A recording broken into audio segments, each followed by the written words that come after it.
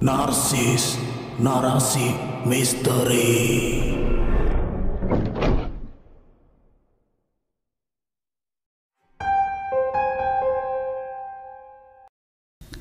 Beberapa orang percaya di tempat-tempat tertentu terdapat dimensi paralel yang diciptakan makhluk halus sebagai tempat kekuasaan mereka, entah nyata atau tidak. Tapi beberapa pengalaman membuktikan bahwa lingkaran setan itu memang benar-benar nyata.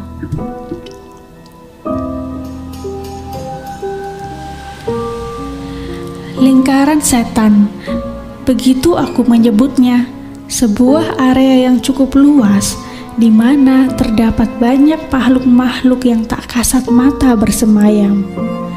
Ada juga yang menyebutnya dimensi paralel, di mana seakan-akan terdapat kehidupan di dalamnya. Ada keramaian, ada orang-orang beraktivitas, sama seperti di dunia biasa.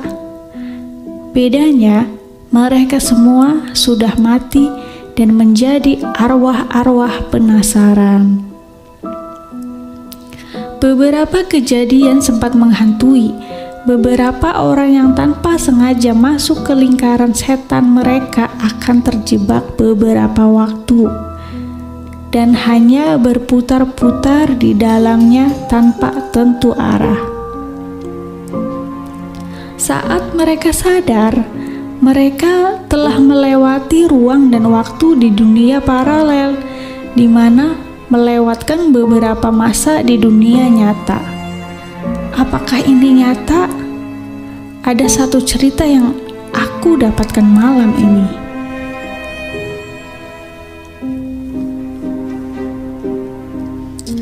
Aku baru saja berkemas dan bersiap pulang kantor. Waktu masih menunjukkan jam 7:30 malam. Grab yang aku pesan pun sudah terdengar suara motornya dari arah pagar depan. Aku perhatikan kantor sudah mulai lengang. Beberapa sudah berangkat bermain badminton dan beberapa di antaranya masih bermain PS di escape room. Seorang driver Grab paruh baya parkir di depan gerbang kantor. Wajahnya datar, tanpa sapaan saat aku menanyakan apakah itu orderan yang aku pesan. Tatapannya pun kosong, tanpa arah yang jelas. Mungkin dia lelah setelah seharian narik. Begitu pikirku. Tanpa banyak bicara, aku mulai naik ke motornya dan kami mulai berangkat. Sekitar 100 meter, aku mencoba mengajaknya bicara, sekedar memecah suasana agar selama perjalanan tidak begitu kaku. Sesekali dia mengangguk dan menjawab dengan suara yang serak. Aneh sekali, tidak pernah aku mendapatkan driver Grab sedingin ini. Tak berapa lama, aku tersentak dengan pertanyaan driver itu yang tiba-tiba dia ucapkan, "Mas, pernah masuk ke kawasan angker?" Aku cukup kaget dengan pertanyaan bapak ini. Tak biasanya aku mendapatkan pertanyaan yang sulit aku jawab dari seseorang yang baru aku kenal, apalagi seorang driver Grab. "Belum pak, ada apa emangnya?" Bapak itu memperlambat laju motornya. Dia mulai menceritakan maksud dari pertanyaan itu. Sungguh tak pernah kusangka masih ada orang yang mengalami hal ini. 3 hari yang lalu, sekitar pukul 11:35, Pak Agus, nama driver itu, sudah siap untuk pulang. Narik ojek seharian hingga malam cukup melelahkan dan menguras banyak tenaga. Dia hanya ingin pulang dan menghitung hasil ngojeknya hari itu. Namun, karena lupa mematikan aplikasi, sebuah orderan pun masuk. Dari seorang anak muda yang berada tak jauh dari tempat Pak Agus berhenti. Dilema, jika orderan itu di-cancel, maka performa Pak Agus akan jelek. Namun, jika orderan itu diambil, malam mulai larut dan tujuan orderan itu pun cukup jauh, sekitar 10 kilometeran. Setelah berpikir beberapa saat, Pak Agus memutuskan mengambil orderan itu dan menjemput pemuda tadi. "Pak, kita lewat sini saja ya. Depan belok kiri biar lebih cepat." "Tapi Mas, itu jalan Karya Timur. Apa nggak sebaiknya lewat jalan utama aja?" "Nggak apa-apa, lewat situ aja lebih cepat." Karya Timur adalah lokasi pergudangan di Kota Malang. Tempatnya tepat di sebelah rel kereta api. Banyak gudang-gudang dari pabrik-pabrik di sekitar Malang berjajar di sini. Suasananya sepi, hanya beberapa lampu remang-remang di sudut-sudut gudang. Tak banyak kendaraan yang lewat jalan itu, hanya bangkai-bangkai angkot yang dibiarkan berjajar tanpa tahu bagaimana nasibnya. Genangan air terlihat memenuhi sudut-sudut jalan. Malang baru saja diguyur hujan sore itu dan menyisakan malam yang dingin menusuk. Perlahan, Pak Agus dan penumpangnya memasuki jalan itu dan menyusuri jalan sepi dan dingin.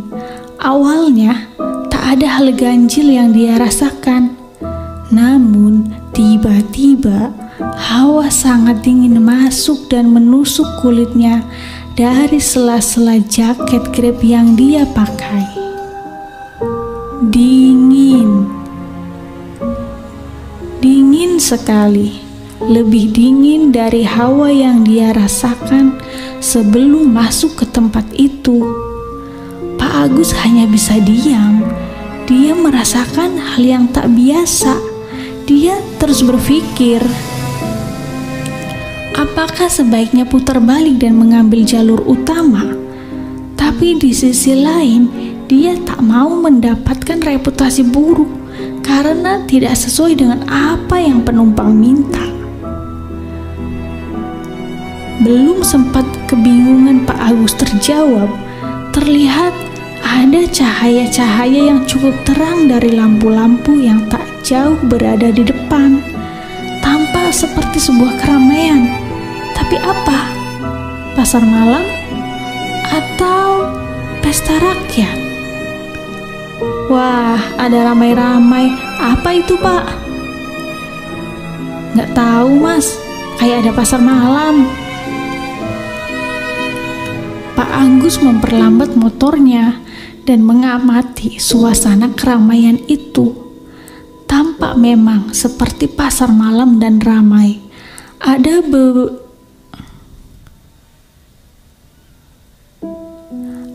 berbagai macam pedagang kaki lima yang berjajar dan pengunjung yang berdesakan melewati jalan-jalan di sela-sela pasar malam itu. Namun, keramaian itu menjadi bertambah aneh saat Pak Agus memperhatikan wajah dari orang-orang yang berada di sana, pucat dengan tatapan kosong. Semua memiliki raut wajah dan ekspresi yang sama. Apa ini? Aku masih berpikir keras dengan apa yang Pak Agus ceritakan. Meski suaranya serak, dia menceritakan dengan sangat jelas. Sejenak mengusap dahinya, dia meneruskan apa yang dia ceritakan. Usai melewati pasar malam aneh itu, Pak Agus dan penumpangnya melewati jalan yang membingungkan. Beberapa perempatan yang sama pernah dia lalui sebelumnya, seperti melewati jalan yang sama 2 kali. Beberapa jalan juga tak pernah ditemui. Apakah ini jalan baru? Pak Agus tak berpikir sejauh itu. Dia terus memacu motornya ke arah tempat yang dituju. Tapi semakin jauh perjalanan, Pak Agus merasa tak pernah meninggalkan tempat itu. Tetap berada di antara gedung-gedung gudang yang berbaris rapi di kiri dan kanan. Maaf mas, mas beneran tahu jalannya enggak ya? Saya tahu pak, tapi kenapa berubah ya? Berubah bagaimana ya? Saya nggak yakin pak, tapi setahu saya tidak ada jalan yang mengarah masuk sana. Tapi kenapa jadi ada jalan ya? Lagi, Pak Agus berusaha mencari jalan keluar. Tapi, lagi-lagi mereka kembali ke tempat-tempat yang pernah mereka lalui. Seakan-akan mereka berada di zaman sebuah maze raksasa dan tak pernah bisa keluar. Semakin kita pergi jauh, maka akan semakin mendekat dan tidak bisa keluar. Demikian juga dengan Pak Agus dan penumpangnya. Merasa ada yang tidak beres, Pak Agus mengerti akan kondisi ini dan berusaha untuk tenang dan meminta penumpangnya untuk tetap tenang. Mas, sepertinya kita sedang di dalam wilayah yang gak wajar. Maksudnya pak? Gak tahu mas, saya merasa udah ngelewati perempatan ini 7 kali. Iya pak, saya juga merasa demikian. Ya udah, bantu saya baca surat-surat pendek ya mas. Saya akan tetap fokus mencari jalan. Si penumpang hanya mengangguk dan mengikuti apa yang Pak Agus minta.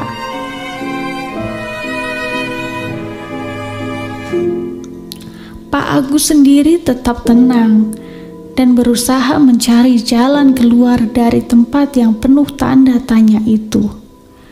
Beberapa menit kemudian, Pak Agus melihat ujung jalan mengarah ke jalan utama. Sepertinya itu jalan keluar.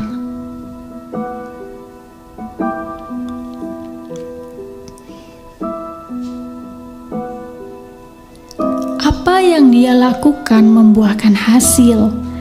Sedikit lagi, mereka akan keluar dari tempat tak berujung itu. Seperti perjalanan tanpa henti dan berputar-putar di dimensi yang berbeda. Dan orang-orang yang ada di dalamnya mempunyai raut wajah pucat dengan tatapan datar tanpa ekspresi. Kembali Pak Agus merasakan dingin yang teramat sangat menusuk hingga tulang. Sangat dingin menembus pori-pori jaket, sama seperti pertama dia masuk ke jalan itu tadi. Apakah ini tanda bahwa mereka telah keluar dari dimensi itu? Sesaat motor yang mereka naiki sudah memasuki pinggiran jalan utama, mereka kembali ke alam nyata. Dengan keringat dingin bercucuran, mereka memastikan lagi, apakah benar semua sudah menjadi normal? Tidak ada lagi orang-orang bertampang pucat tanpa ekspresi benar. Semua sudah normal. Sepertinya kita udah keluar, Mas. Memangnya tadi itu apa, Pak? Saya nggak tahu. Kita kayak berputar-putar saja dari tadi. Ya udah, Pak. Kalau begitu kita lewat jalan utama aja. Iya, Mas. Tapi kenapa, Pak? Pak Agus sangat terkejut melihat kenyataan bahwa sebenarnya mereka hanya kembali ke posisi awal penjemputan dan tak pernah jauh dari tempat itu. Jalan baru yang mereka lewati tadi hanyalah seonggok tanah kosong yang mengarah ke gudang tua yang terbengkalai. Dan yang lebih mengejutkan, waktu sudah menunjukkan jam 3 pagi. 3 jam lebih mereka tersesat. Sepertinya tidak. Mereka sudah melewati dimensi ruang dan waktu. Pak Agus hanya merasakan beberapa menit tersesat, tapi sebenarnya sudah beberapa jam di alam nyata. Apa benar demikian? Aku sendiri kurang yakin. Dari banyak pengalaman yang aku baca, adalah orang beruntung yang bisa keluar dari lingkaran itu. Selebihnya, mereka tersesat lebih lama lagi dan mungkin tidak bisa keluar. Motor Pak Agus sudah merapat di depan pagar rumahku. Cerita yang sangat seru aku dengarkan dari mulutnya, masih dengan tatapan datar tanpa ekspresi. Setelah aku bayar dan mengucapkan terima kasih, dia pun pergi di antara kabut malam itu.